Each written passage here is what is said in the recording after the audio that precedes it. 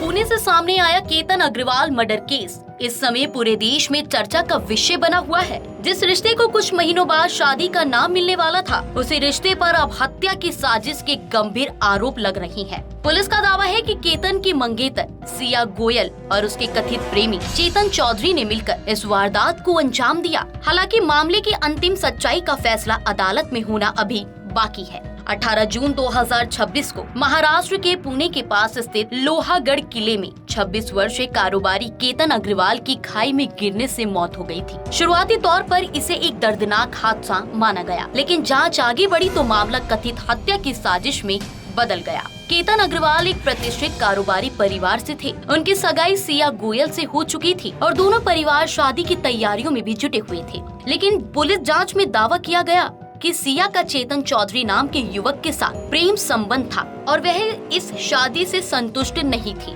जांच एजेंसियों के मुताबिक केतन की मौत कोई दुर्घटना नहीं बल्कि पहले से रची गई साजिश का हिस्सा थी। पुलिस का कहना है कि केतन को रास्ते से हटाने की योजना काफी समय से बनाई जा रही थी और इससे पहले भी कथित तौर पर कुछ प्रयास किए गए थे जो सफल नहीं हो सके।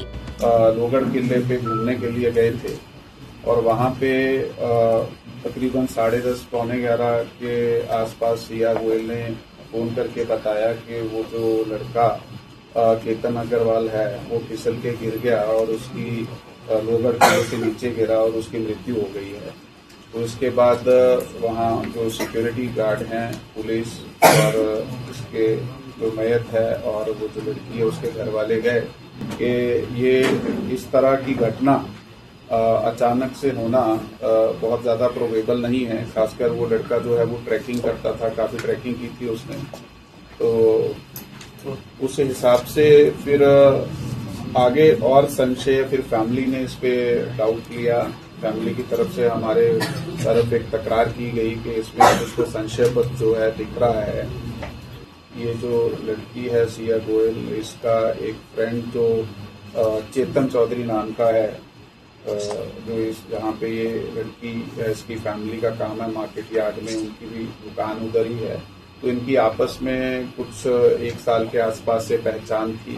तो इन दोनों ने ये प्लान किया और प्लान करने के बाद इस घटना को अंजाम दिया और उस लोहगढ़ किले पे इन्होंने वो केतन अग्रवाल को धक्का दिया और वो नीचे गिरा और उसकी मृत्यु हो गई। मामले की जांच के दौरान पुलिस ने mobile phone data, call detail record, location history और अन्य तकनीकी साक्ष्यों का विश्लेषण किया। इन्हीं तथ्यों के आधार पर संदेह गहराया और बाद में सिया गोयल और चेतन चौधरी से पूछताछ की गई। पुलिस के अनुसार 18 जून को केतन को लोहागढ़ किले पर घुमाने के बहाने ले जाया गया। वहां सामान्य तरीके से समय बिताया गया, तस्वीरें खींची गई और फिर कथित तौर पर एक सुनसान स्थान पर मौका देखकर उन्हें गहरी खाई में धक्का दे दिया गया। पुलिस का आरोप है कि इसके बाद पूरी घटना को हादसा साबित करने की कोशिश की गई।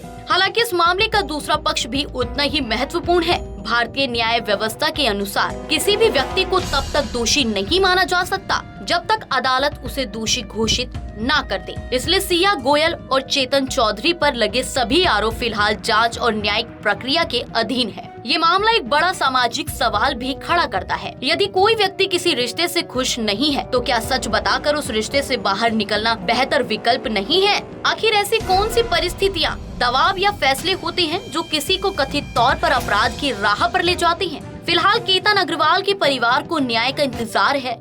वहीं पूरे देश की नजर इस बात पर टिकी है कि अदालत में पेश होने वाले सबूत और गवाहियां इस मामले की असली सच्चाई को किस दिशा में ले जाती है।